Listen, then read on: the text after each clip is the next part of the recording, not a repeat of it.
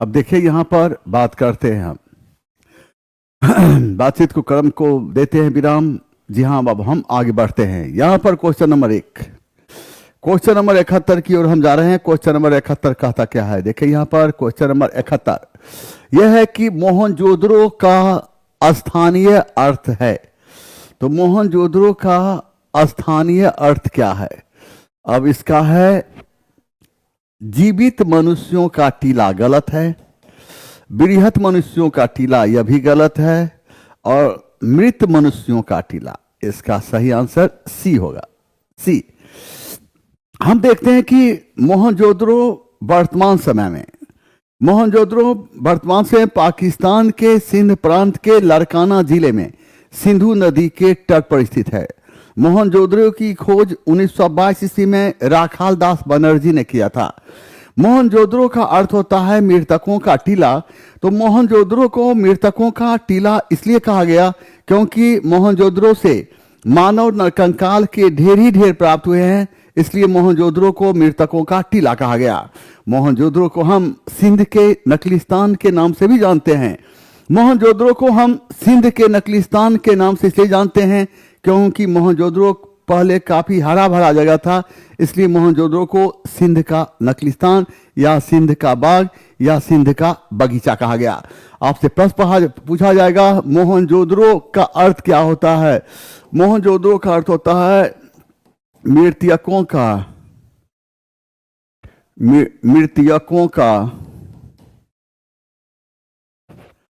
मोहनजोदड़ो का अर्थ होता है मृतकों का टीला। मृतकों का क्या होता है? मृतकों का टीला। पूछेगा कि मोहनजोदड़ो को और किस नाम जानते हैं? इसे हम सिंध के नकलिस्तान या सिंध के बाग या बगीचा के नाम से भी जानते हैं। मोहनजोदड़ो की खोज कब हुआ था? तो 1922 ईस्वी में। और कौन किया था? तो राखाल दास बनर्जी। कौन किया था? राखाल दास बनर्जी। अब से यहाँ प्रश्न पूछा जाएगा कि मोहनजोदड़ो वर्तमान समय में कहाँ है? मोहनजोदड़ो वर्तमान समय में पाकिस्तान के सिंध प्रांत के लारकाना जिले में सिंधु नदी के तट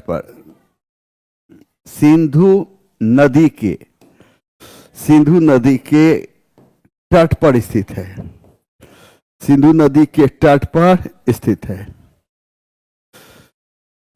आइए यहां पर हम भी ठीक है, आप कैसे हैं? यहां देखिए सूची 1 को सूची 2 सुमिलित कीजिए। सूची 1 सूची 2। और राजसूय यज्ञ में क्या होता है? तो राजसूय में समर्पण समारोह जिसमें राजा को असीम शक्ति होता है। अब देखिए यहां पर अश्वमेध यज्ञ में क्या होता है? और मतलब सुमिलित कीजिए, इसको मिलाइए। अश्वमेध यज्ञ में क्या होता है? तो अश्वमेध यज्ञ में क्या होता है? अश्वमेध यज्ञ में ये घोड़े की बलि समर्पण समारोह जिसमें राजा को असीमित शक्ति है, रथों की दौड़ है। और वाजपेयी यज्ञ में रथों का दौड़ होता है। और याद रखना है राजसूय यज्ञ में क्या होता है? राजसूय यज्ञ में क्या होता है? 2 3 1 2। और राजसूय यज्ञ में क्या होता है? और समर्पण समारोह जिसमें राजा को असीम शक्ति होता है। अश्वमेध यज्ञ में क्या होता है? यह अश्वमेध यज्ञ में होता है रत्न विदिशा। अब यहां पर हम क्या देखते हैं? तो यहां पर मिलाना है। क्वेश्चन का अर्थ है ही नहीं, मिलाएंगे इसको कैसे मिलाया जाए? देखने दीजिए 73 72 को मूल क्वेश्चन देखने दो। हेलो,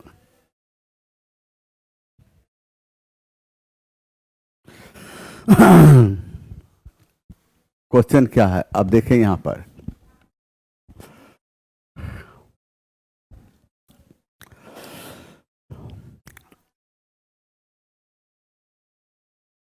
अधूरा क्वेश्चन है ये, पूरा रहता तो होता।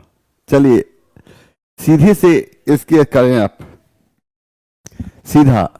इसका समाधि मरण किस दर्शन से संबंधित है? 23 से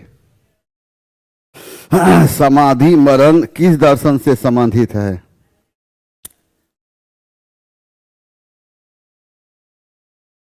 जल्दी।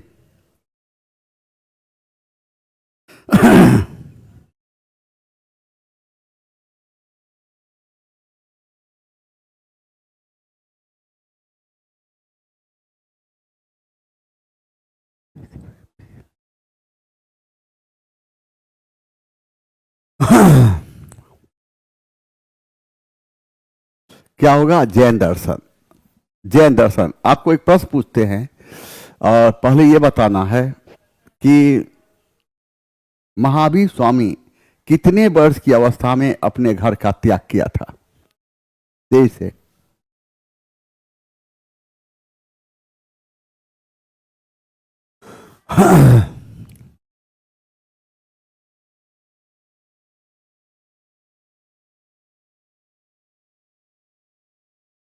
ये पूरा दिया ही नहीं, क्वेश्चन अधूरा रह गया है। इसके पूरा रहता तो इसको मिलता। आइए यहां पर समाधि मरण किस दर्शन संबंधित है? जैन धर्म से।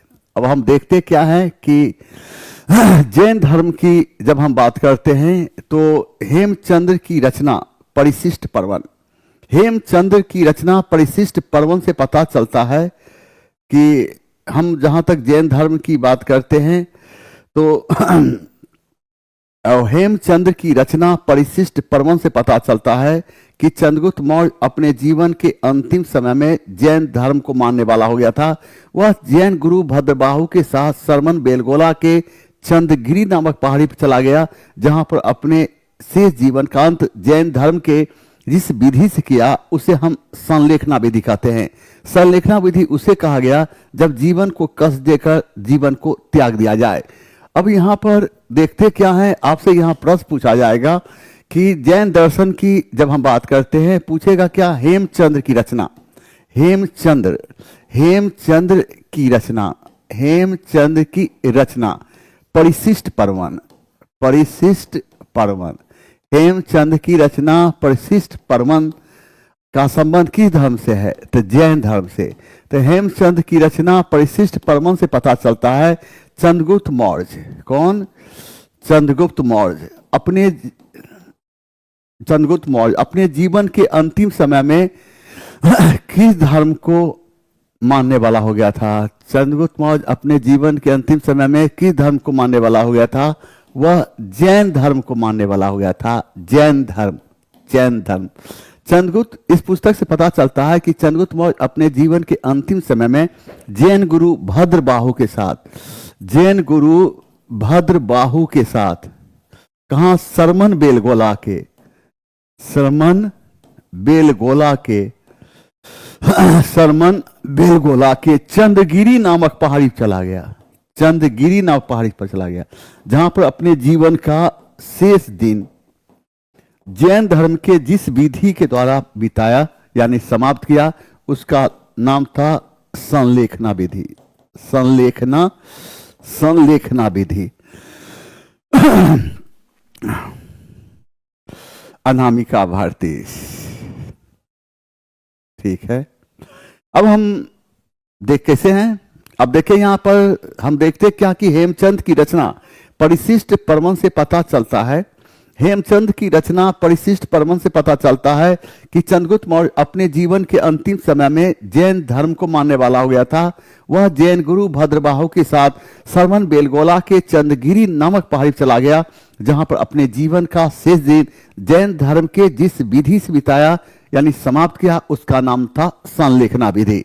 अब यहां पर बौद्ध की बात करते हैं तो बौद्ध दर्शन की बात करते हैं। हम देखते हैं कि बौद्ध धर्म की बात करते हैं तो यहां पर हम क्या लेते हैं, हम देखते हैं क्या कि बौद्ध धर्म की जब हम बात करते हैं तो यहां पर याद रखना है कि महावीर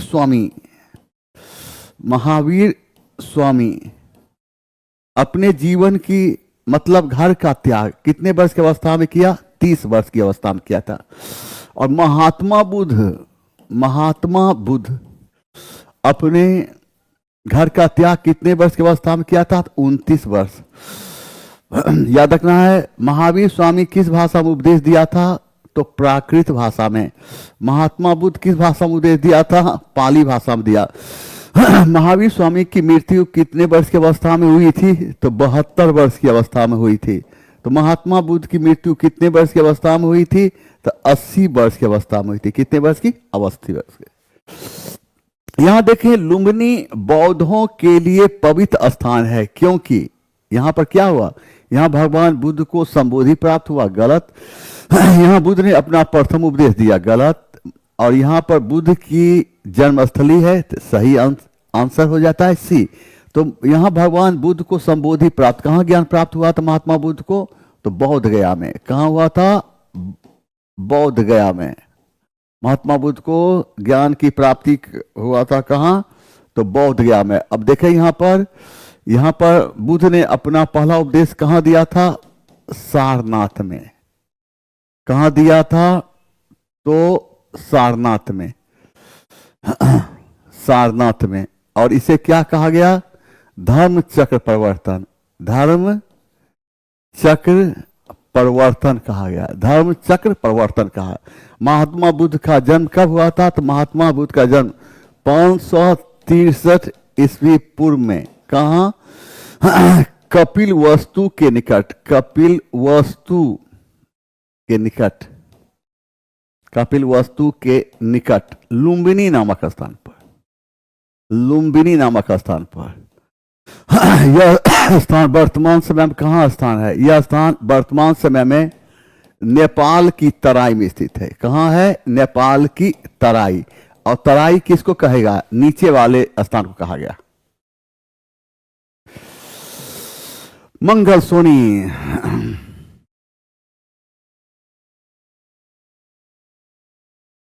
कोई दिक्कत है?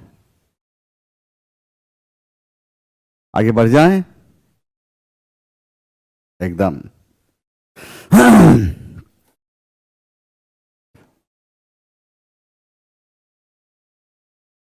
अब देखिए यहां पर भारतीय इतिहास के निम्नलिखित युगों में से किसके दौरान क्षत्रिय एक विशेष पहचान रखते थे? इसका सही आंसर है बुद्ध के युग में। बुद्ध के युग में। याद रखना है बुद्ध के युग की जब हम बात करते हैं तो यहां पर याद रखना है कि बौद्ध संघ में प्रवेश के लिए न्यूनतम आयु 15 वर्ष निर्धारित की गई थी। बौद्ध संघ में चोर, हत्यारे एवं डाकू को प्रवेश की अनुमति नहीं दी गई थी। बौद्ध संघ में प्रवेश की अनुमति महिला को भी नहीं थी। तो महात्मा बुद्ध अपने निकटतम शिष्य आनंद के कहने पर महिला को भी बौद्ध संघ में प्रवेश की अनुमति दी। इस प्रकार बौद्ध संघ में प्रवेश पाने वाली पहली महिला प्रजापति गौतमी थी। यह महात्मा बुद्ध की मौसी एवं सौतेली मां थी। प्रश्न पूछा जाएगा कि बौद्ध संघ में, याद रखना है कि बौद्ध संघ में प्रवेश की न्यूनतम आयु कितनी? तो 15 वर्ष। बौद्ध संघ में किसको? चोर, हत्यारे एवं डाकू को प्रवेश की अनुमति नहीं थी। बौद्ध संघ में महिला को भी बौद्ध संघ में प्रवेश की अनुमति नहीं थी। और बौद्ध संघ में प्रवेश पाने वाली पहली महिला कौन थी? प्रजापति गौतमी थी। प्रजापति गौतमी। यह कौन थी? महात्मा बुद्ध की मौसी एवं सौतेली मां। यह महात्मा बुद्ध की मौसी एवं सौतेली मां थी। सौतेली मां थी। यहां पर देखिए मौर्य काल की जब बात करते हैं, मौर्य काल में सरकारी भूमि को सीता भूमि कहा जाता था। और सीता भूमि से जो आय प्राप्त होती थी उसे सीता कहा जाता था। सीता भूमि की देखरेख करने वाले प्रधान अधिकारी को सीताध्यक्ष कहा जाता था। तो मौर्य काल में सरकारी भूमि को क्या कहा जाता? सरकारी भूमि को सीता भूमि कहा जाता था। सीता भूमि जो आय प्राप्त होती थी, सीता भूमि से जो आय प्राप्त होती थी, जो आय प्राप्त होती थी उसे सीता कहा जाता था। उसे सीता कहा जाता था।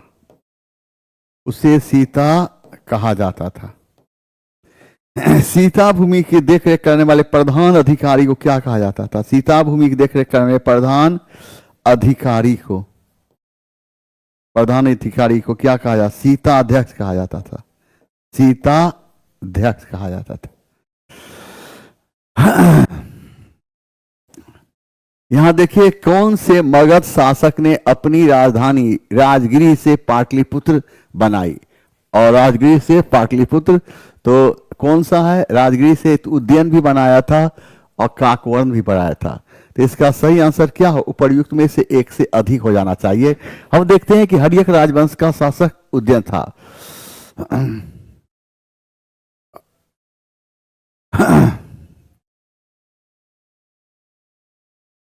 बात तो सही है, अभी हम चेक करवाते हैं।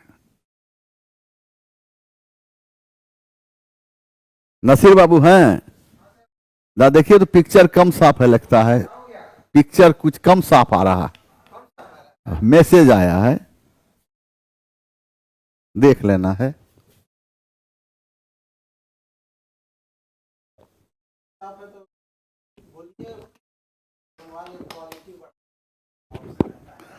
हाँ, मोबाइल का क्वालिटी बढ़ा लीजिए तो पिक्चर साफ हो जाएगा। अब यहां पर देखना है कि हर्यक राजवंश का शासक उद्यन था। हर्यक राजवंश का शासक उद्यन था। उद्यन ने गंगा एवं सोन नदी के तट पर और पाटलिपुत्र जैसे नगर का निर्माण कराकर इसे अपनी राजधानी बनाया था।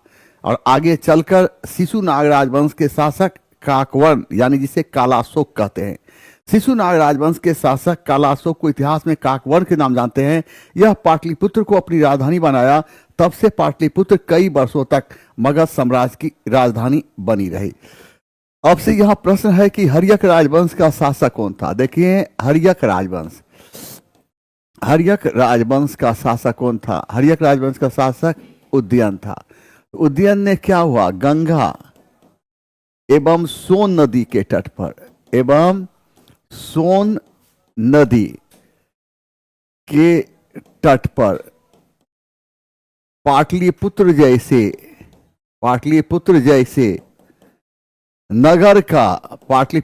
नगर का निर्माण कराकर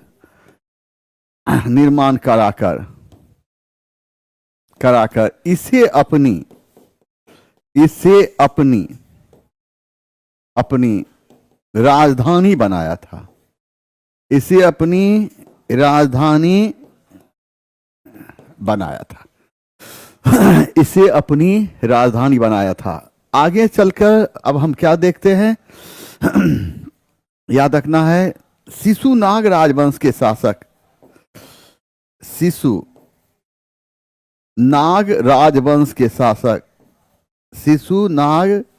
राजवंश के शासक कालाशोक को इतिहास में किस नाम जानते हैं?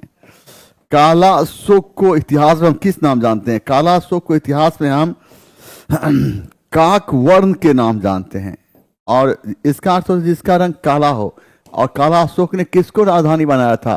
कालाशोक ने पाटलिपुत्र को अपनी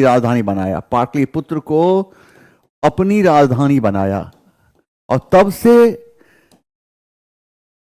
से पाटलिपुत्र कई वर्षों तक मगध साम्राज्य की राजधानी बनी रही। शेरशाह सूरी ने 1541 ईस्वी में पाटलिपुत्र को पटना के नाम से पुनः बसाकर अपनी राजधानी बनाया था। याद रखना है, शेरशाह सूरी ने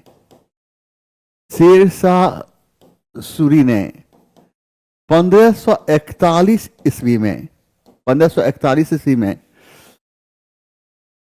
पाटलिपुत्र को पटना के नाम से पुनः बसाकर इसे अपनी राजधानी बनाया था, इसे अपनी राजधानी बनाया था। क्लियर है जवान? क्लियर होता है, एकदम आराम से रहना रे जवान, रे जवान, अरे डरना उड़ना नहीं है रे, समझ गया ना? डरना उड़ना नहीं है, एग्जाम तो एग्जाम कोई चीज है, कोई चीज नहीं,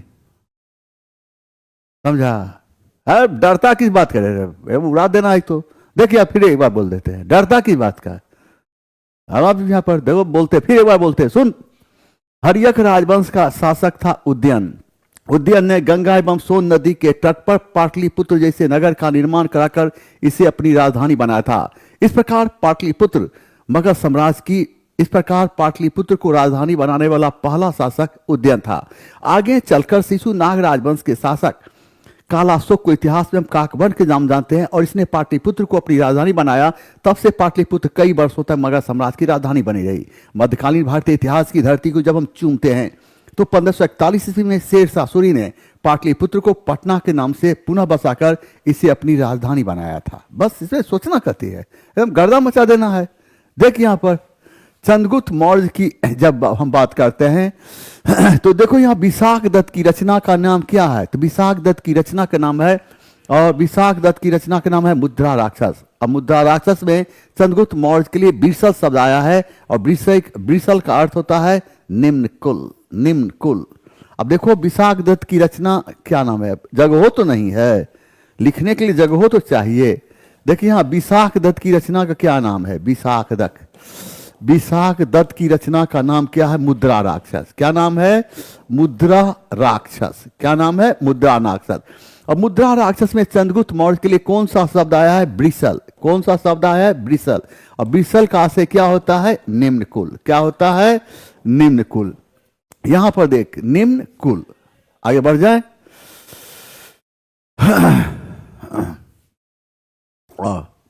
यहां पर निम्नलिखित में से कौन सिकंदर के साथ भारत नहीं आया था? तो भारत नहीं आया, इसका सही आंसर सी होगा। सिकंदर के साथ भारत आने वाले, और सिकंदर के साथ भारत आने वाले इतिहासकारों में शामिल किया जा सकता है नियार्कस, एनोसेक्रिटस एवं अरिस्टोबुलस। इस प्रकार सिकंदर यूनान का रहने वाला था, और सिकंदर के गुरु का नाम अरस्तु था, तो सिकंदर के घोड़ा का नाम वौकेफ्ला था। सिकंदर के थल सेनापति का नाम सेलुकस निकेटर था, तो सिकंदर के जल सेनापति का नाम नियार्कस था।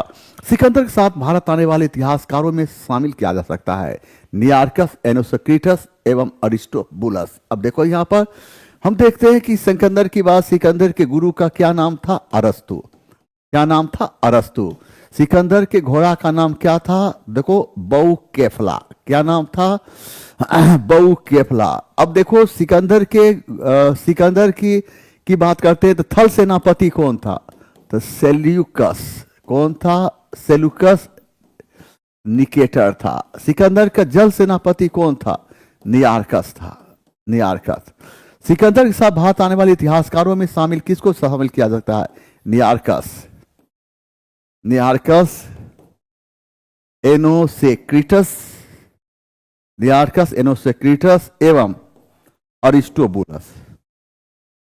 अरिस्टोबुलस, ठीक ना? अब ये देखते हैं डायमेकस कौन था? तो यूरोप में एक देश था जिसका नाम था सीरिया, और सीरिया के राजा के साथ बिंदुसार की मित्रता थी। सीरिया के राजा एंटियोकस ने बिंदुसार के दरबार में एक राजदूत भेजा था जिसका नाम था डायमेकस। बिंदुसार सीरिया के राजा से 3 चीजों की मांग की थी: मीठी मदिरा, सूखी अंजीर एवं दार्शनिक। सीरिया के राजा ने इन 3 चीजों में से दार्शनिक भेजवाने से साफ इनकार कर दिया और कहा, मेरे यहां दार्शनिक की खरीद बिक्री नहीं होती है। मीठी मदिरा यानी मीठा शराब, सूखी अंजीर ये खाने वाला चीज होता है, दार्शनिक जो विद्वान होता था और मनोरंजन का काम करता था, स्टार। अब देखो यहां पर मौर्य वंश की बात करते हैं तो मौर्य वंश का शासक कौन था? तो बिंदुसार। बिंदुसार। और बिंदुसार की बात करते हैं तो एक सीरिया के राजा कौन था? सीरिया का राजा एंटियोकस था। सीरिया के राजा एंटियोकस। बिंदुसार के दरबार में एक राजदूत भेजा, इसका क्या नाम था? डायमेकस। डायमेकस। बिंदुसार सीरिया के राजा से कितने चीजों की मांग की? 3। और 3 में कौन कौन? तो नंबर 1 मीठी मदिरा, नंबर 1 मीठी मदिरा, नंबर 2 सूखी अंजीर, सूखी अंजीर, नंबर 3 में दार्शनिक। सीरिया के राजा ने इन 3 चीजों में से दार्शनिक भेजवाने से इनकार कर दिया और कहा मेरे यहां दार्शनिक की खरीद बिक्री नहीं होती है। आ जाइए, ठीक है। अब देखिए, मौर्य मंत्री परिषद में निम्नलिखित में से कौन सा राजस्व इकट्ठा करने से संबंधित था? इसका सही आंसर होगा समाहर्ता, समाहर्ता। अब हम देखते हैं कि मौर्य काल की जब हम बात करते हैं तो मौर्य काल में गुप्तचर विभाग महामात्याप सर्प जैसे अधिकारी के अधीन काम करता था। मौर्य काल में 2 तरह के गुप्तचर होते थे, संस्था एवं संचर। संस्था उसे कहा गया जो एक स्थान पर रहकर गुप्तचर का काम करता था, तो संचर उसे कहा गया जो घूम घूम कर गुप्तचर का काम करता था। तो मौर्य काल में पुलिस विभाग का प्रधान दंडपाल नामक अधिकारी होता था। कौटिल्य की रचना अर्थशास्त्र में गुप्तचर को गुड पुरुष के नाम से पुकारा गया है, तो वहीं पुलिस को रक्षिन के नाम से पुकारा गया है जनाब। अब देखें यहां पर मौर्य काल में गुप्तचर विभाग, गुप्तचर विभाग, मौर्य काल में गुप्तचर विभाग कौन? महामात्याप, महामात्याप सर्प जैसे अधिकारी के अधीन काम करता था। मौर्य काल में गुप्तचर विभाग महामात्याप सर्प जैसे अधिकारी के अधीन कार्य करता था। मौर्य काल में कितने? 2 तरह के गुप्तचर होते थे, 2 तरह के गुप्तचर होते थे। कौन कौन? संस्था एवं संचर, संस्था एवं संचर।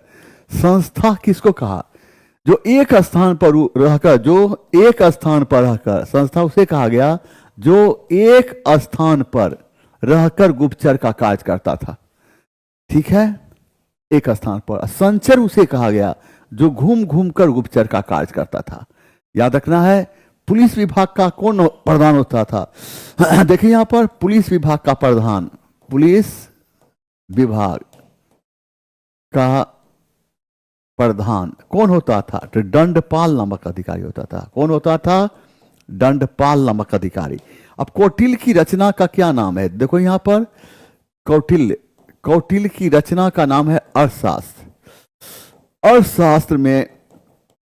अर्थशास्त्र में गुप्तचर को क्या कहा गया है? गुप्तचर के लिए गुड पुरुष आया है, गुड पुरुष। अब पुलिस के लिए किस शब्द का प्रयोग हुआ है? पुलिस के लिए रक्षिन शब्द आया है। कौन सा शब्द? रक्षिन। किलना। अब देखिए, किस राजा के शासनकाल में ईसाई धर्म प्रचारक सेंट थॉमस भारत आया था? सेंट थॉमस भारत आया था। किस राजा के शासनकाल में ईसाई धर्म प्रचारक सेंट थॉमस आया था? यह था गोंदो फर्निस। कौन था? गोंदो फर्निस। हम देखते क्या है? हम देखते हैं कि, और हम देखते हैं पहलो भारतीय साहित्य में, भारत में भारतीय साहित्य में पार्थियन को पहलो के नाम से पुकारा गया है। भारतीय साहित्य में पार्थियन को पहलो के नाम से पुकारा गया है। भारत में पहलो शक्ति का संस्थापक माउस था। पहलो राजवंश का सबसे प्रसिद्ध शासक गोंदो फर्निस था, और गोंदो फर्निस के शासनकाल में ईसाई धर्म प्रचारक सेंट थॉमस भारत आया था। ऐसे पढ़िए, पूछेगा भारतीय साहित्य में पार्थियन को किस नाम से, भारतीय साहित्य में पार्थियन को किस नाम से पुकारा गया? पहलव, पल्लव नहीं, पहलव के नाम पुकारा गया। भारत में पहलो शक्ति का संस्थापक कौन था? माउस था। पहलो राजवंश का सबसे प्रसिद्ध शासक कौन था? गोंदो फर्निस था। गोंदो फर्निस। गोंदो फर्निस के समय में कौन? ईसाई धर्म प्रचारक सेंट थॉमस। सेंट थॉमस, ईसाई धर्म प्रचारक सेंट थॉमस भारत आया था। सेंट थॉमस भारत आया था। अब देखो यहां पर मीनांडर की बात करते हैं। भारतीय साहित्य में यूनानी को यवन के नाम से पुकारा गया है। भारतीय साहित्य में यूनानी को यवन के नाम से पुकारा गया है।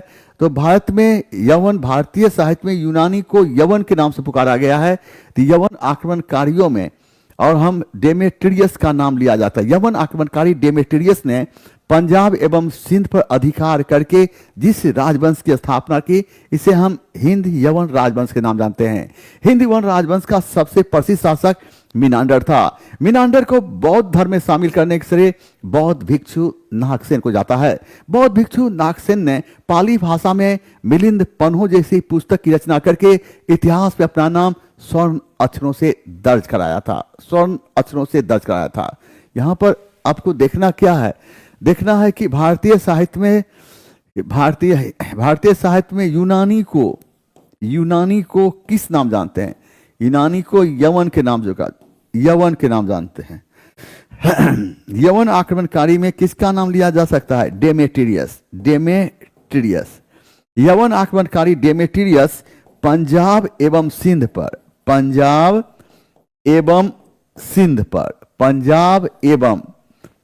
पर अधिकार करके किस राजवंश की स्थापना की? उसे हम हिंद यवन राजवंश के नाम जानते हैं। हिंद यवन राजवंश का सबसे प्रसिद्ध शासक कौन था? तो मीनांडर था। मीनांडर को बौद्ध धर्म में शामिल करने से किसको जाता है? बौद्ध भिक्षु नागसेन को जाता है। नागसेन ने किस भाषा में? पाली भाषा में कौन सी पुस्तक की रचना की?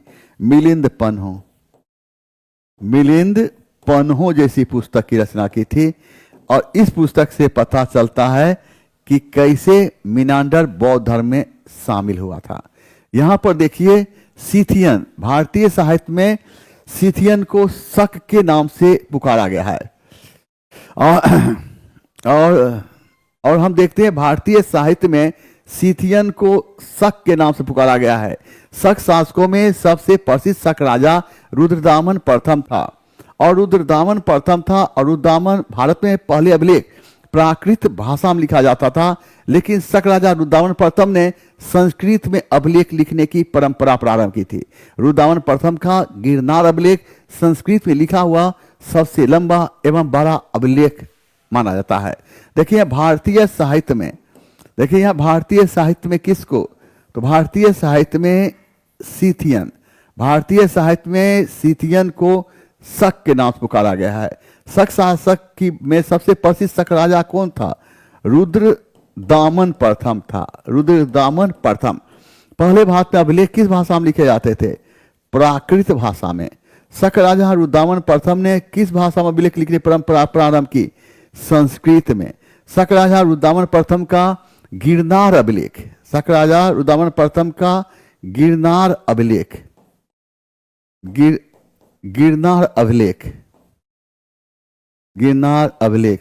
संस्कृत में लिखा हुआ, लिखा हुआ सबसे लंबा एवं बड़ा अभिलेख माना जाता है। आइए अब यहां पर देख, गुप्त सोने के सिक्के की निधियों में सर्वप्रथम कौन सी निधि प्रकाश में आई? अब यहां पर देखिए कौन सी निधि गुप्त सोने के सिक्कों की निधियों में सर्वप्रथम कौन सी निधि प्रकाश में आई? तब तक इस आंसर को आप चुनिए, जा देखिए आप तेजी से, कैमा इसका आंसर होगा? तेजी से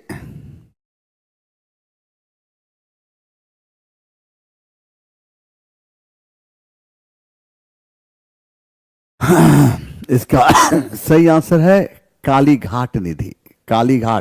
गुप्त सोने के सिक्कों को निधियों में सर्वप्रथम कौन सी निधि प्रकाश में आई? इसका सही आंसर है कालीघाट निधि।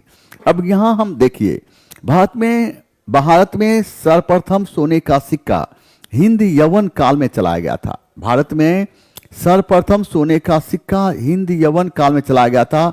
भारत में सबसे अधिक शुद्ध सोना का सिक्का कुषाण काल में चलाया गया था। भारत में सबसे अधिक सोना का सिक्का गुप्त काल में चलाया गया था। याद रखना है, गुप्त काल में चलाया गया था। गुप्त काल में चला गया था। और हम देखते हैं गुप्त काल के शासक समुद्रगुप्त द्वारा चलाए गए सोने के सिक्के में सबसे अधिक प्रसिद्ध गरुड़ प्रकार का सिक्का था। गरुड़ प्रकार का सिक्का था। अब यहाँ पर देखें, यहाँ पर गुप्त काल की जब बात करते हैं तो भारत में सर्वप्रथम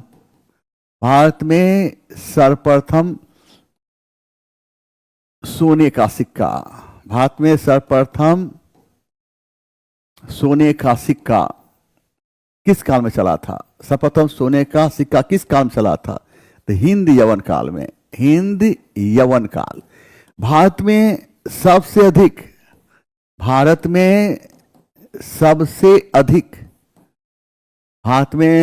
अधिक शुद्ध सोना का सिक्का, सबसे अधिक शुद्ध सोना का सिक्का,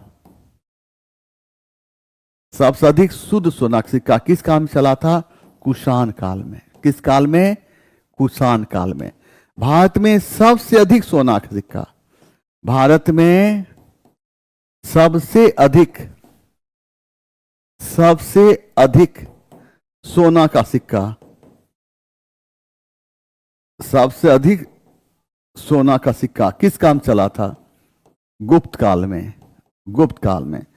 गुप्त काल के शासक कौन था? समुद्रगुप्त। गुप्त काल शासक समुद्रगुप्त द्वारा जारी किए गए सोने के सिक्के में सबसे अधिक प्रसिद्ध क्या था? गरुड़ प्रकार का सिक्का। गरुड़ प्रकार का सिक्का सबसे अधिक था प्रसिद्ध, गरुड़ प्रकार का सिक्का। यहां पर देखिए, शुद्ध और द्वैतवाद का प्रतिपादन किसने किया था? और यहां पर इसका सही आंसर क्या हो जाएगा? वल्लभाचार्य। यहां पर एक याद रखना है, अद्वैतवाद की स्थापना कौन किया था? देखते जाना है। अद्वैतवाद, इसकी स्थापना कौन किया था? शंकराचार्य। और द्वैतवाद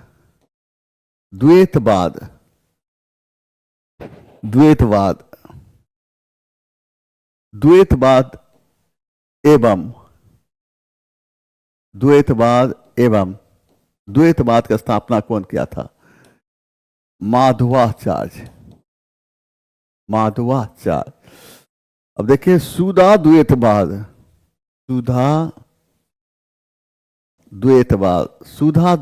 की स्थापना कौन किया था?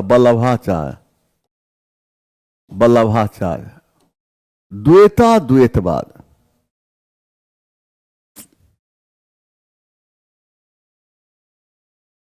देखिए यहां पर विशिष्टा द्वैतवाद की स्थापना कौन किया था? रामानुजाचार्य। कौन किया था? रामानुजाचार्य।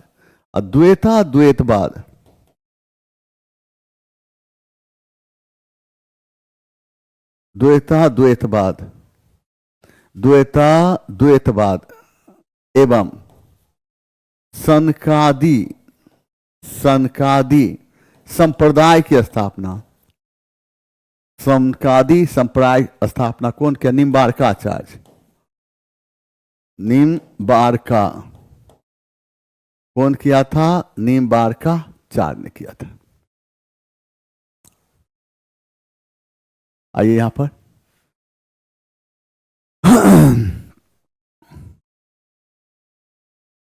देखिए, संगीत सम्राट तानसेन, स्वामी हरिदास तथा बैजू बावरा हिंदुस्तानी संगीत शैली के किस रूप से संबंध गायक थे? इनका प्रभाव संपूर्ण उत्तर भारत में था। 30 इसके आंसर का जवाब दें। 23 से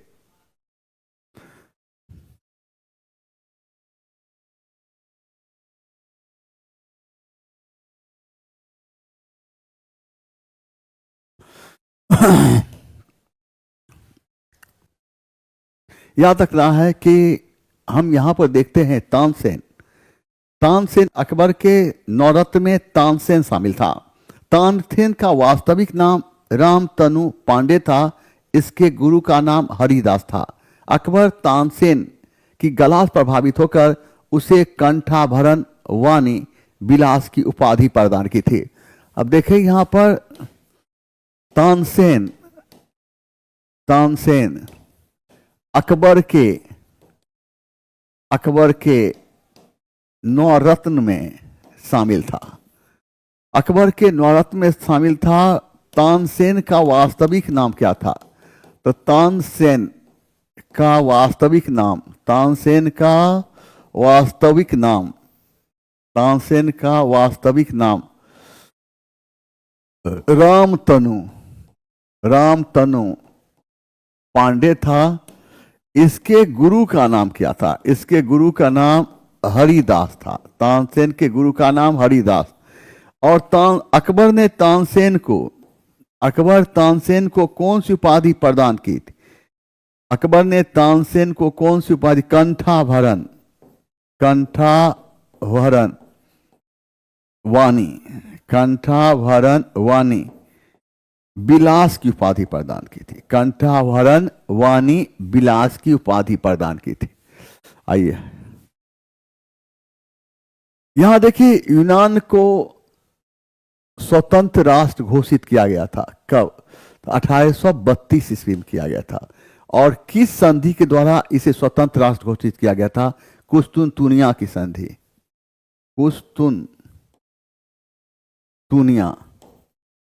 कुस्तुनतुनिया की संधि। किस संधि के द्वारा?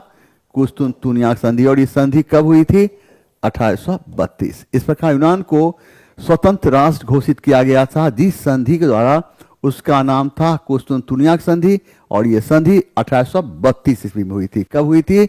1832 ईस्वी में। कुस्तुनतुनिया की संधि 1832 ईस्वी में हुई थी। 1832। आइए यहां पर देखिए, वियना सम्मेलन का आयोजन किस वर्ष हुआ था?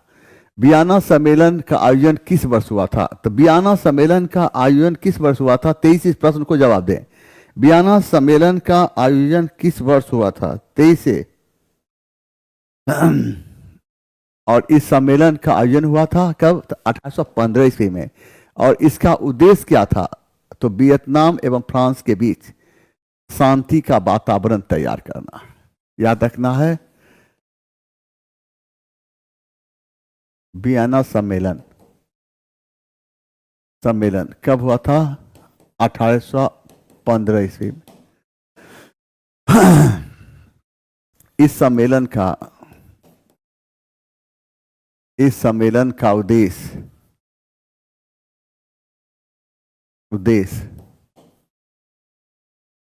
शांति स्थापित करना था। शांति स्थापित करना था। आइए नंबर यहां पर देखें, हनोई समझौता कब हुआ था? 23 से। हनोई समझौता कब हुआ था? हनोई समझौता कब हुआ था? हनोई समझौता कब हुआ था? तो हनोई समझौता कब हुआ था? तो हनोई समझौता 1946 ईस्वी में हुआ था। और ये हनोई समझौता, हनोई किसकी राजधानी है? हनोई समझौता, नीतीश भाग तो यहां से। जो हम लिखाते हैं उसको लिखते जाना है। अगर नहीं लिखोगे तो हर एग्जाम में वही 1-2 नंबर से रिजल्ट रुकते चला जाएगा। बहुत ऐसा होता है जवान कि वो लिखेगा नहीं, सिर्फ सुन रहा है। सुनने से कुछ होगा? कुछ नहीं होगा, कुछ भी नहीं होगा। हमेशा याद थोड़ी रहता है। समझ गए बात? समझ गए बात को? उसको लिखिए। जब तक लिखेंगे नहीं तब तक कुछ होगा नहीं। और इधर यहां पर अब देखिए, ये हनोई समझौता कब हुआ था? तो 1946 में। 1946 में। और ये समझौता, हनोई किसकी राजधानी थी? वियतनाम की। देखिए यहां पर हनोई समझौता,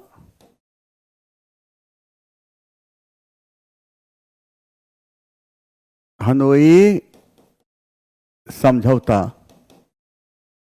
समझौता कब हुआ था? तो 1946 ईस्वी में। हनोई किसकी राजधानी है? वियतनाम की राजधानी। किसकी नाम है? वियतनाम की राजधानी। और यह समझौता किसके किसके बीच हुआ था? यह समझौता वियतनाम एवं फ्रांस के बीच, वियतनाम और फ्रांस के बीच। यहां देखिए जर्मेनिया क्या थी, जर्मेनिया क्या थी? तो ब्रिटिश राष्ट्र का प्रतीक, जर्मन राष्ट्र का प्रतीक या रूसी राष्ट्र का प्रतीक? इसका सही आंसर है जर्मन राष्ट्र का प्रतीक। क्या है? जर्मन राष्ट्र का प्रतीक। हम देखते हो कि जर्मेनिया है, ये जर्मन राष्ट्र का प्रतीक माना जाता है। तो याद रखना है कि जर्मनी की बात है, जर्मनी राष्ट्र का प्रतीक जर्मेनिया है। ये एक जर्मेनिया एक महिला है और महिला को माना गया है जर्मेनिया, और उस महिला में बलूत की पत्ता का एक टोपी बना गया है, बलूत के पत्ता का टोपी बना गया है। और जर्मनी में यह बलूत वीरता का प्रतीक था, जर्मनी में यह बलूत वीरता का प्रतीक था। याद रखना है जर्मेनिया, जर्मेनिया, जर्मेनिया क्या थी, जर्मेनिया क्या थी? तो याद रखना है यह जर्मन, यह जर्मन, जर्मन राष्ट्र का, जर्मन राष्ट्र का प्रतीक था। इस प्रतीक में याद रखना है, इस प्रतीक में एक महिला को, एक महिला को बलूत के पत्ते का टोपी पहने हुए, टोपी पहने हुए दिखाया गया है। बलूत क्या था? बलूत जर्मनी में, बलूत जर्मनी में वीरता का प्रतीक था, वीरता का प्रतीक था। यहां देख, वर्साय की संधि किस देश के साथ की गई थी? और यह संधि हुई थी जर्मनी की धरती के साथ। अब यहां देखते हैं प्रथम विश्व युद्ध का समय, प्रथम विश्व युद्ध का समय है 1914 से 1918 ईस्वी। प्रथम विश्व युद्ध में मित्र राष्ट्रों ने जर्मनी को पराजित करके उसे एक संधि करने के बाद किया था, जिसका नाम था वर्साय की संधि। और ये वर्साय की संधि 28 जून 1919 ईस्वी को हुई थी। और वर्साय की संधि जर्मनी की धरती साथ अपमानजनक संधि थी। वर्साय की संधि के तहत ही प्रथम विश्व युद्ध की समाप्ति हुई, और कहा जाता है कि वर्साय की संधि में ही द्वितीय विश्व युद्ध के फेज छिपे हुए थे। अब देखें यहाँ पर प्रथम विश्व युद्ध का समय क्या है।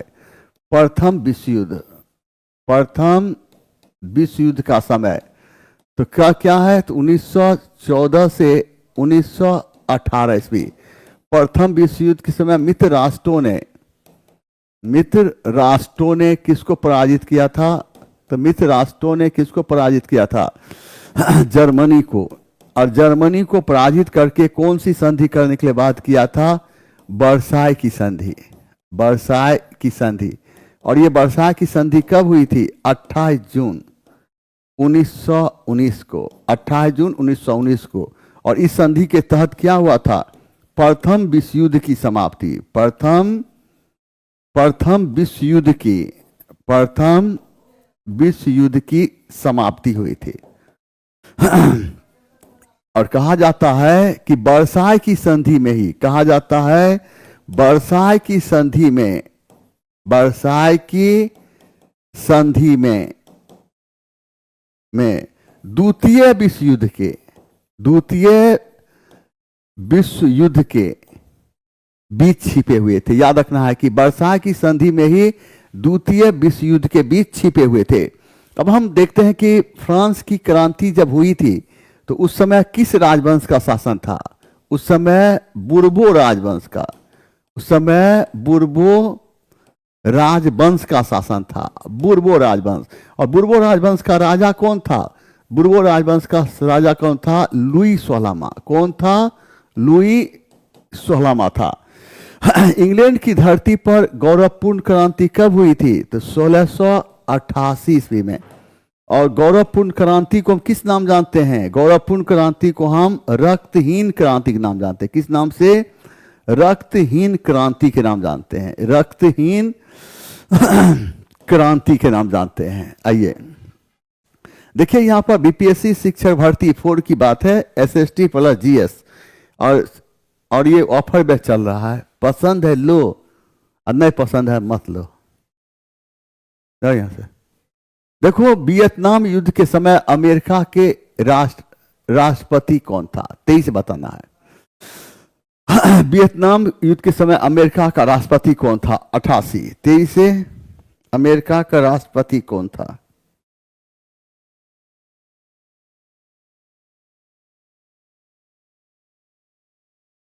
कौन था? निक्सन। और वियतनाम युद्ध कब तक चला था? और याद रखना है,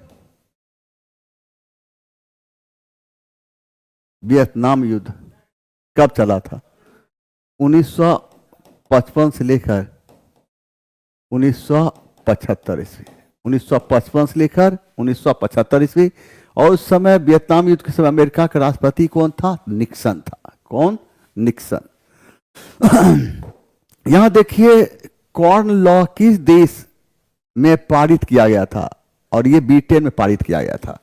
और ये पारित क्यों किया गया था? तो मक्का के, याद रखना है, यह पारित किया गया था मक्का के आयात को रोकने के लिए। मक्का के आयात को रोकने के लिए और यह एक्ट पारित किया गया था। इस कॉर्न लॉ का संबंध याद रखना है। देखें यहां पर, कॉर्न लॉ का संबंध ब्रिटेन से है। का संबंध ब्रिटेन से है, याद रखना। इस लॉ के तहत मक्का के आयात को प्रतिबंधित किया गया था। प्रतिबंधित किया गया था।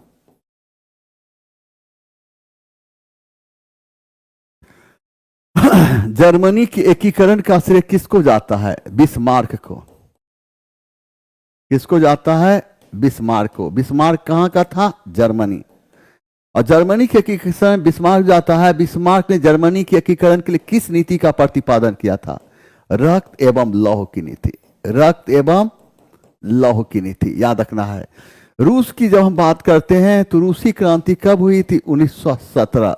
रूसी क्रांति समय रूस का शासक कौन था? रूसी क्रांति समय रूस का शासक जार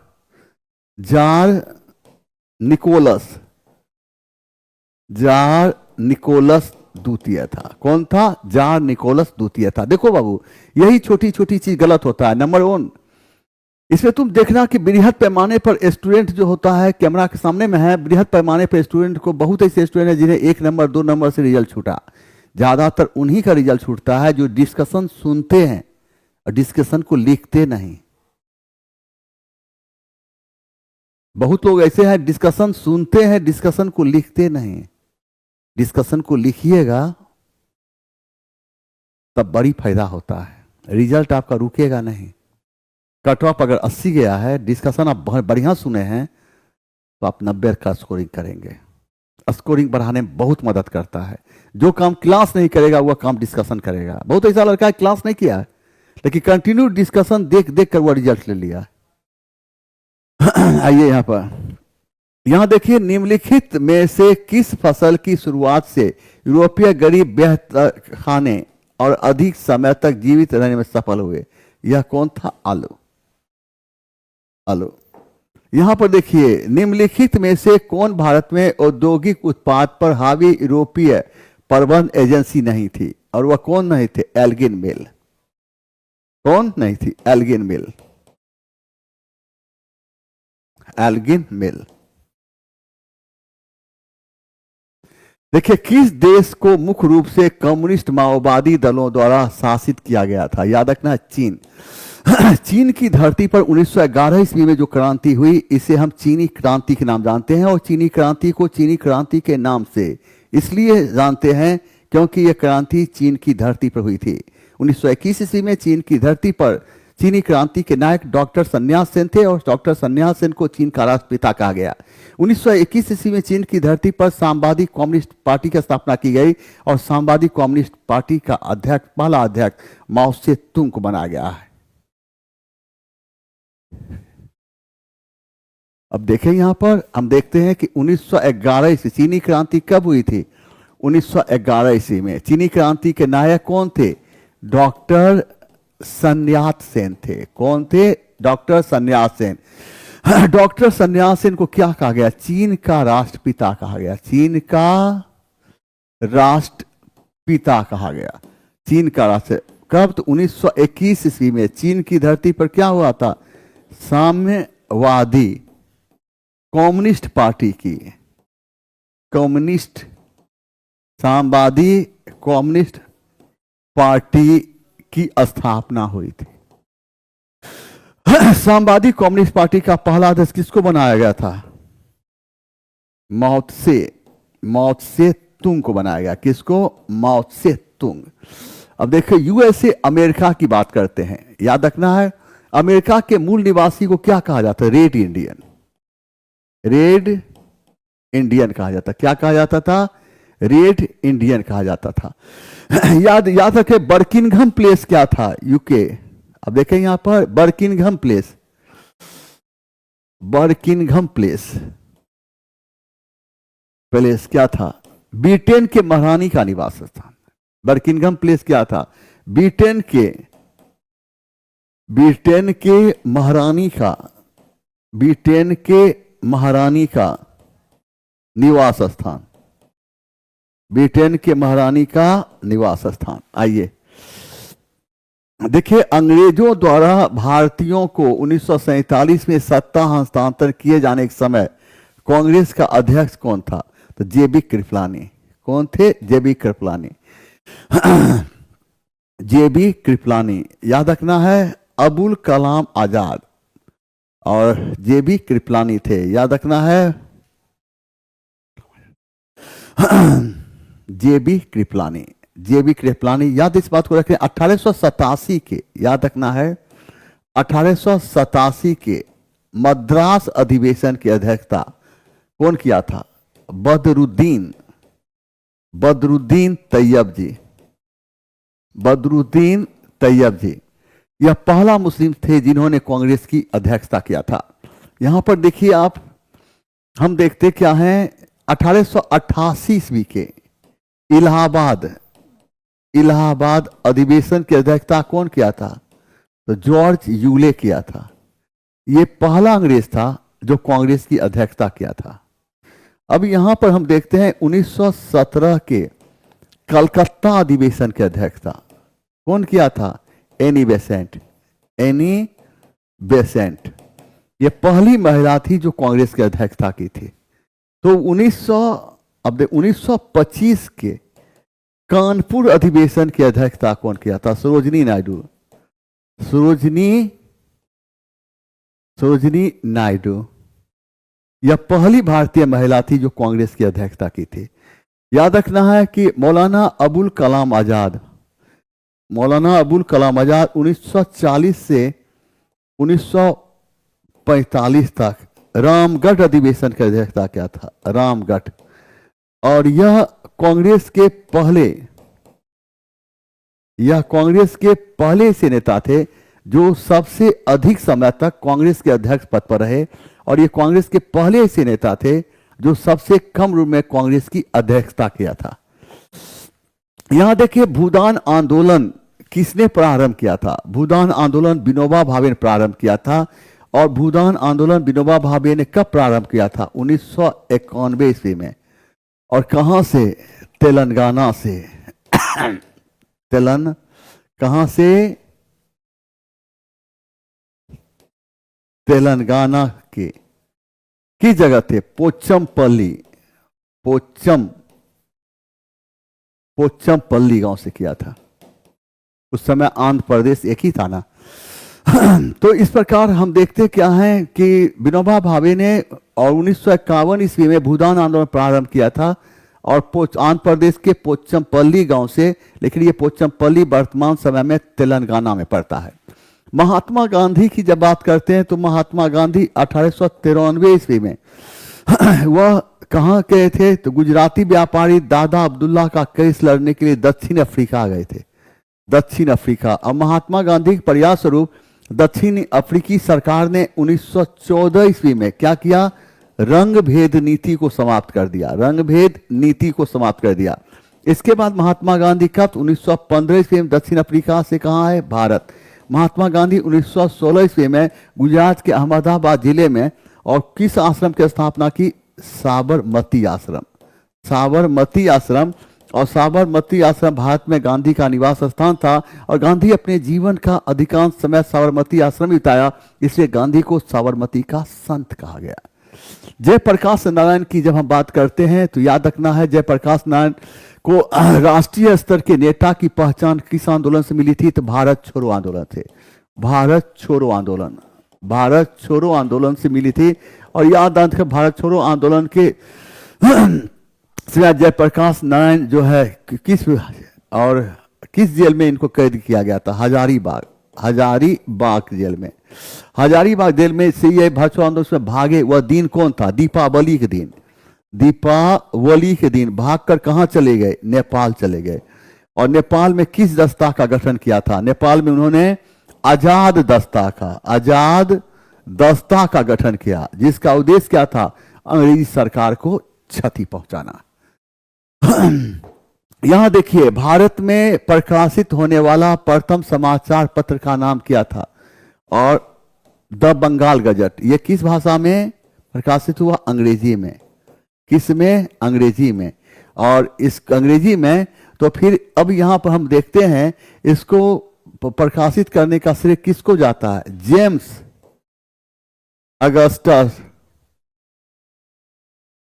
अगस्टस हिक्की को जाता है। किसको? जेम्स अगस्टस हिक्की को जाता है।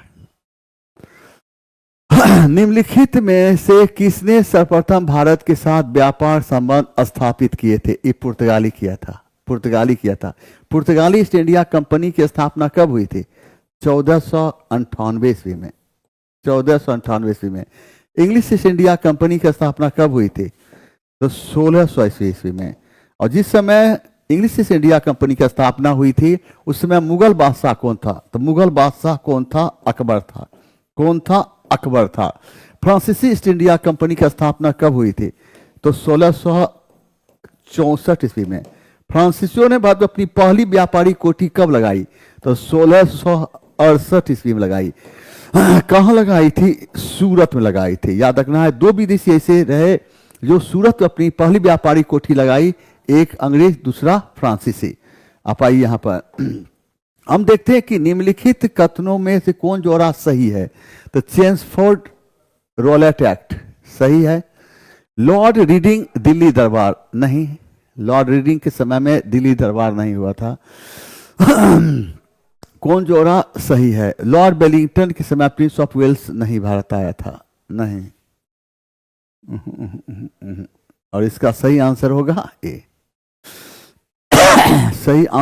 सही आंसर होगा ए। और याद रखना, चेम्सफोर्ड रोलेट एक्ट कब पारित हुआ था? एक प्रश्न का जवाब दें। रोलेट एक्ट पारित कब हुआ था? 23 से। रोलेट एक्ट पारित कब हुआ था? रोलेट एक्ट कब पारित हुआ था? 1919 में। 1919। याद है, लॉर्ड रीडिंग के समय में, और यानी लॉर्ड रीडिंग के समय में क्या हुआ था? तो 1921 ईस्वी में। यह वक्त था असहयोग आंदोलन का। और इस समय कौन आया था? Prince of Wales. Prince of Wales आया था।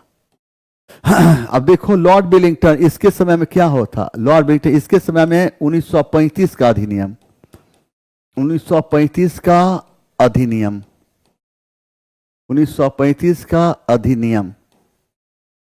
1935 का अधिनियम और 1935 का अधिनियम एवं द्वितीय गोलमेज सम्मेलन। द्वितीय गोलमेज सम्मेलन। गोलमेज सम्मेलन। द्वितीय गोलमेज सम्मेलन का आयोजन हुआ था। द्वितीय गोलमेज सम्मेलन का आयोजन हुआ था। आइए यहां पर, हिंद स्वराज नामक पुस्तक किसने लिखी थी? तो महात्मा गांधी ने लिखी थी। याद रखना, गोपाल कृष्ण गोखले ने कोई पुस्तक नहीं लिखा था। और याद रखना, गोपाल कृष्ण गोखले की बात करते हैं तो इन्होंने 1905 ईस्वी में, कहां? तो पूना में, Servant of India Society. Servant of India Society. India Society की स्थापना किया था। लाला लाजपत राय की रचना unhappy India, unhappy India, unhappy India जैसी पुस्तक की लाला लाजपत राय ने रचना किया था। यहां पर देखिए क्या है, काकोरी षड्यंत्र अभियोग में निम्नलिखित में किसे फांसी नहीं हुई थी? तो फांसी खुदीराम बोस को नहीं हुई थी। अब हम यहां पर देखेंगे काकोरी षड्यंत्र हुआ क्या था। तो काकोरी षड्यंत्र हुआ था 9 अगस्त 1925 ईस्वी को। उत्तर प्रदेश जाने वाली काकोरी ट्रेन को क्रांतिकारियों ने लूट लिया। काकोरी षड्यंत्र के तहत 2 साल के मुकदमे के बाद राम प्रसाद बिस्मिल, अशफाक उल्ला खां, राजेंद्र लारी और रोशन सिंह को फांसी की सजा दे दी गई। तो सचिन नाथ सन्याल को आजीवन कारावास की सजा दी गई। तो मनमथ नाथ गुप्त को 14 साल के कठोर कारावास की सजा दी गई थी। जी हां, यह आवाज है प्लेटफॉर्म की सरजमी से सांसद पंकज मिश्रा की। अब हम यहां पर काकोरी षड्यंत्र कब हुआ था? काकोरी षड्यंत्र 9 अगस्त 1925, 9 अगस्त 1925। काकोरी षड्यंत्र के तहत के 2 साल के मुकदमे के बाद किसको? राम प्रसाद बिस्मिल, राम प्रसाद बिस्मिल, राम प्रसाद बिस्मिल, अशफाक उल्ला खां, अशफाक उल्ला खां, राजेंद्र लाहिरी, राजेंद्र लाहिरी एवं रोशन सिंह को, एवं रोशन सिंह को फांसी की सजा दे दी गई। तो वहीं सचिंद्र नाथ सन्याल को, वहीं सचिंद्र नाथ सन्याल को आजीवन कारावास की सजा, आजीवन कारावास की सजा, आजीवन कारावास की सजा दी गई। तो मनमथ नाथ गुप्त को कितना? 14 साल के कठोर कारावास की सजा दी गई, कठोर कारावास की सजा दी गई। ये खुदीराम बोस भारत के पहले क्रांतिकारी थे जो सबसे कम उम्र में शहीद हुए थे।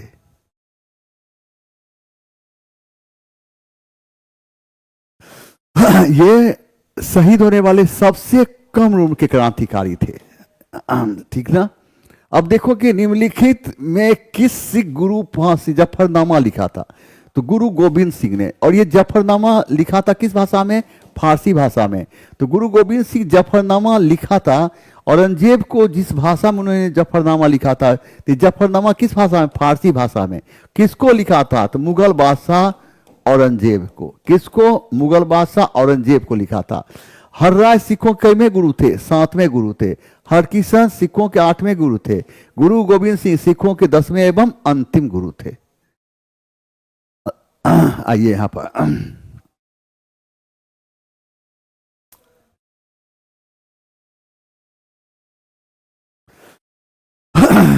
देखिए, सूची एक को सुमेलित कीजिए। सूची के नीचे दिए गए कूट का प्रयोग करते सही उत्तर का चुने। तो मुंबई क्रॉनिकल क्या? फिरोज शाह मेहता। कॉमन बिल कौन?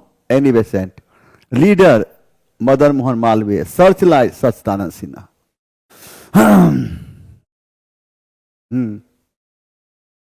अब ये मिलाइए, ए का क्या होगा? ए का 3, ए का 3, बी का 1, सी का 2, डी का 4। इसका सही आंसर सी।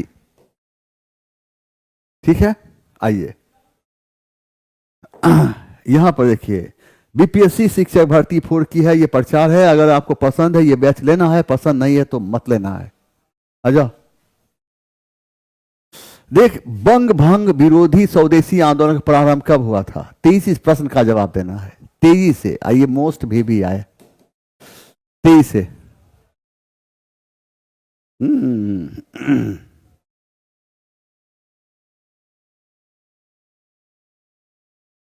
देखो, लॉर्ड कर्जन के समय में 19 जुलाई 1905 ईस्वी को बंगाल विभाजन की घोषणा की गई थी। बंगाल का विधिवत रूप से विभाजन 16 अक्टूबर 1905 ईस्वी को हुई थी। बंगाल विभाजन के विरोध में पूरे देश में 1905 ईस्वी में जो आंदोलन चलाया गया, इसे हम स्वदेशी आंदोलन के नाम जानते हैं। और स्वदेशी आंदोलन करने से सुरेंद्र नाथ बनर्जी ने किया था लॉर्ड कर्जन के समय में। लॉर्ड कर्जन के समय में। कब? 19 जुलाई। 19 जुलाई लॉर्ड कर्जन के समय। कब? 19 जुलाई 1905 ईस्वी को क्या हुआ? बंगाल विभाजन की घोषणा। बंगाल विभाजन की घोषणा। बंगाल का विधिवत रूप से विभाजन कब हुआ था? 16 अक्टूबर 1905। बंगाल विभाजन के विरोध में स्वदेशी आंदोलन प्रारंभ हुआ था। कौन? स्वदेशी आंदोलन। और ये स्वदेशी आंदोलन प्रारंभ कब हुआ था? 7 अगस्त 1905। स्वदेशी आंदोलन के कौन किया था? सुरेंद्र नाथ बनर्जी। सुरेंद्र नाथ बनर्जी।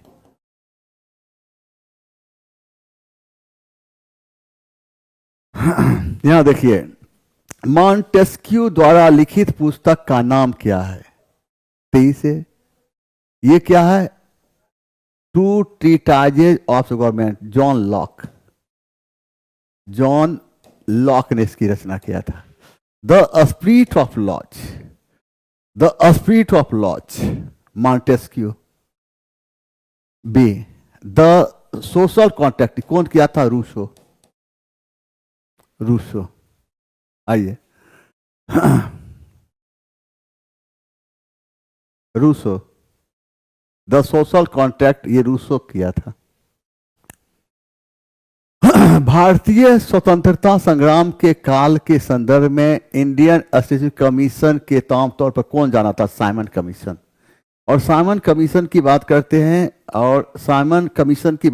हैं तो 1927 में बंगाल 1927 साइमन कमीशन का गठन 1927 ईस्वी में इंग्लैंड की धरती पर हुई थी। साइमन कमीशन का गठन 1927 ईस्वी में इंग्लैंड की धरती पर हुई थी। साइमन कमीशन का गठन समय से पहले हो गई थी। और साइमन कमीशन 1928 ईस्वी में मुंबई आया था। और साइमन कमीशन में एक भी भारतीय शामिल नहीं थे, सब के सब अंग्रेज थे। इसलिए साइमन आयोग को कहा गया श्वेत कमीशन।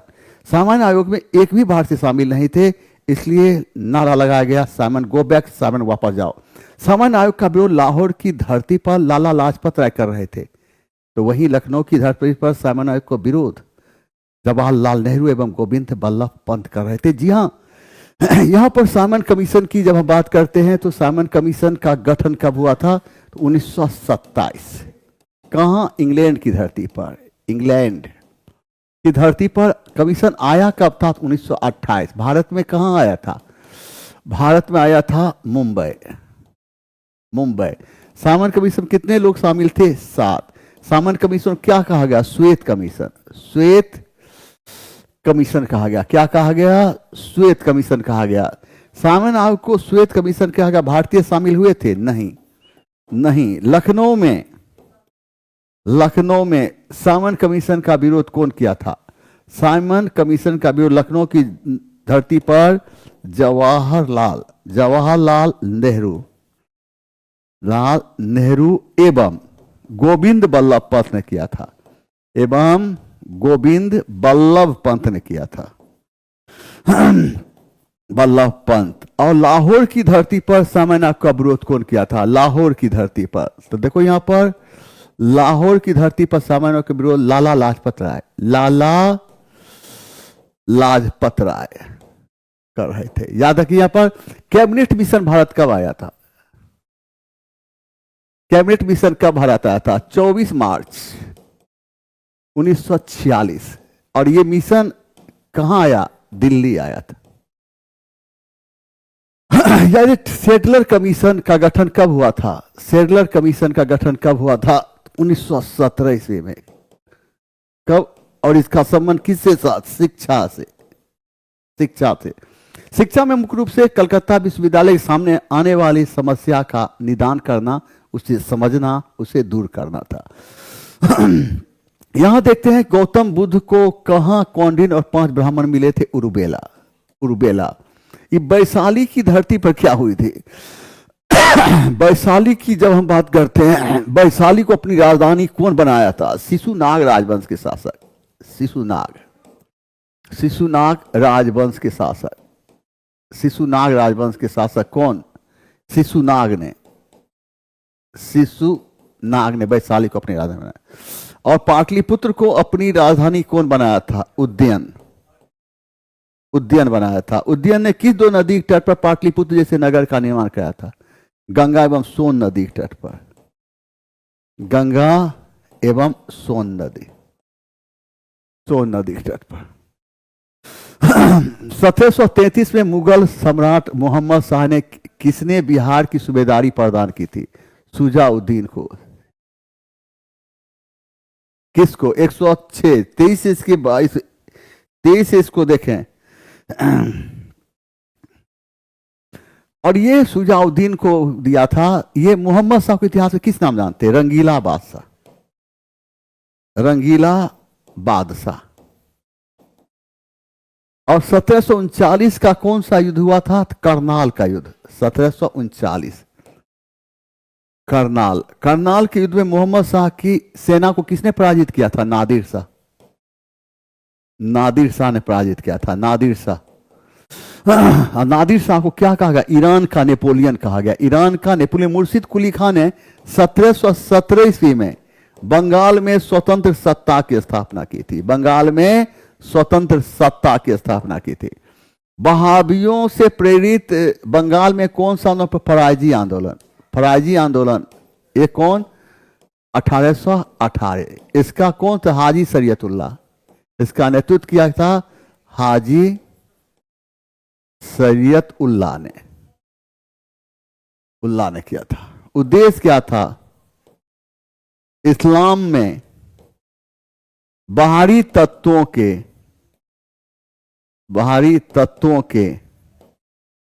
प्रवेश को रोकना।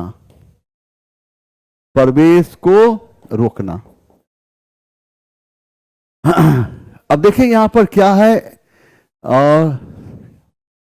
और यहां पर वहाबी आंदोलन कहां प्रारंभ हुआ था? वहाबी आंदोलन अरब से प्रारंभ हुआ था। अरब। अरब में कहां प्रारंभ हुआ था? ईरान से। इस आंदोलन का उद्देश्य क्या था? इस्लाम की शुद्धता को बनाए रखना। शुद्धता को बनाए रखना। वहाबी आंदोलन प्रारंभ करने का श्रेय किसको जाता? इब्न अब्दुल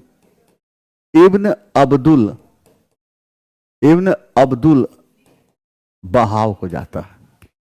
इब्न अब्दुल बहाव को जाता है। देखिए यहां पर बिहार के किस क्रांतिकारी नेता ने 14 अप्रैल 1929 को प्रथम नौजवान दिवस मनाना किया था?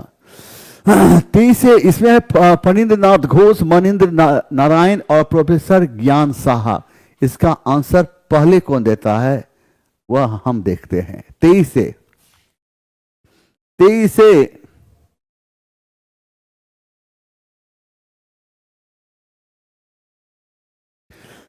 इसका सही आंसर हो जाएगा सी। और ये सभी लोग कौन थे? क्रांतिकारी थे। यहां देखिए स्वाभिनय अवज्ञा आंदोलन के दौरान 1930 में कहां राजेंद्र प्रसाद, अब्दुल बारी, मुरली मनोहर प्रसाद जैसे नेताओं ने पुलिस द्वारा निर्माताओं से लाठियां खाई? कहां? बीहपुर, भागलपुर में। 23 से 109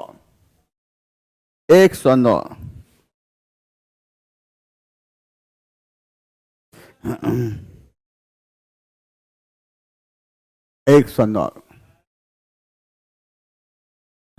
स्वाभिनय अवज्ञा आंदोलन की जब हम बात करते हैं, स्वाभिनय अवज्ञा आंदोलन की जब हम बात करते हैं तो स्वाभिनय अवज्ञा आंदोलन के समय स्वाभिनय अवज्ञा आंदोलन के समय बच्चों ने बानर सेना का गठन किया था। बानर सेना। और लड़कियों ने किस सेना का गठन की थी? मंजरी सेना। लड़कियों ने मंजरी सेना का गठन की थी।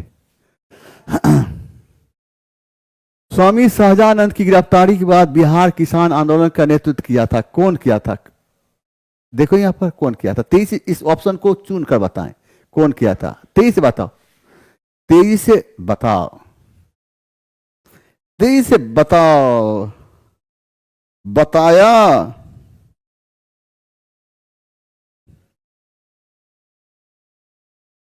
सही आंसर ये। स्वामी सहजानंद ने प्रांतीय किसान सभा की स्थापना कब किया था? तो 1929 ईस्वी में। 1929 ईस्वी में। कहाँ किया था? सोनपुर में। स्वामी सहजानंद ने प्रांतीय किसान सभा